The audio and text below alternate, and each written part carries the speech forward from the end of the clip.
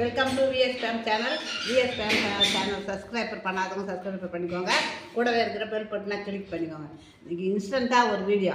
இன்றைக்கி வந்து முழு வீடியோ காட்ட முடியல. எங்கள் பேர பிள்ளைங்க ஸ்கூலுக்கு போகிறதுனால ஒரு ஸ்நாக்ஸ் செய்ய சொல்லி கொடுத்து அனுப்ப சொன்னாங்க மதிய சாப்பாட்டுக்கு. அதனால் அவசரமாக இதை செய்தாச்சு.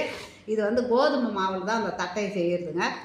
கோதுமை மாவு ஒரு கிளாஸ் கோதுமை மாவு எடுத்துக்கினா அதில் வந்து 1 ஸ்பூனு ரவை, அப்போ அதே கிளாஸால் கால் கிளாஸு வேர்க்கடலை, அது கூட வெள்ளை எள் இருந்தாலும் வெள்ளை எள், கருப்பு எள் இருந்தாலும் கருப்பு எள், அப்புறம் ஜீரகம், தனி மிளகாய் தூள், அடுத்தது வந்து பெருங்காயத்தூள், கறிவேப்பிலையை நம்ம 1 ஸ்பூன் எண்ணெய் ஊற்றி நல்லா சூடு ஆக்கி பச்சை கறிவேப்பிலையை அதில் போட்டு பொரித்து எடுத்து போட்டு நம்ம மாவை பிசைஞ்சு செய்யும்போது அது நல்லா சாஃப்டாகவும் இருக்கும்.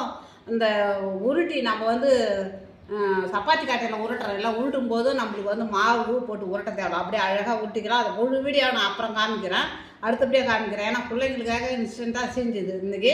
இது மட்டும் பார்த்துக்கோங்க, சொல்லிட்டேன். முழு வீடியோ போடும்போது நான் எல்லாத்தையும் முழுசாக காமிக்கிறேன். இந்த தட்டை சாப்பிட்றதுக்கு அவ்வளோ ருசியாக இருக்குங்க. சாப்பிடும்போது நம்மளுக்கு ஆரோக்கியமும் கூட சத்தும் கூட எல்லாமே. இதில் வந்து இந்த வேர்க்கடலை வேறு சேர்த்துருக்குறோம்ல, அதுவும் நல்லா நம்மளுக்கு ஆரோக்கியம் வேறு. இது அப்படி இருக்குது. இந்த எல்லா இடம் சூப்பராகவும் இருக்குது பாருங்க. வாயில் வைக்கவுலே கரையும், அப்படி இருக்கும் அந்த தட்டை. சூப்பராக அப்படியே கையில் அப்படி தொடும்போது நம்மளுக்கு பசங்களுக்கு சாப்பிட்றதுக்கு அவ்வளோ ஒரு டேஸ்ட்டாகவும், பசங்களுக்கு ஒரு ஆசையாகவும், அது மேலே ஒரு ஆர்வமாகவும் இருக்கும் பசங்களுக்கு.